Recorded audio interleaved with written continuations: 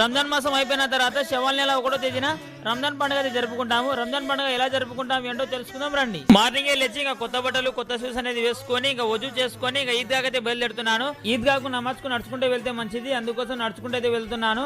నడుచుకుంటూ ఈద్గా దగ్గర చేరుకున్న తర్వాత 9 గంటలకు నమాజ్ అయితే స్టార్ట్ చేశారు. 9 గంటలకు నమాజ్ అనేది కంప్లీట్ అయిన తర్వాత దువా అయితే చేశారు.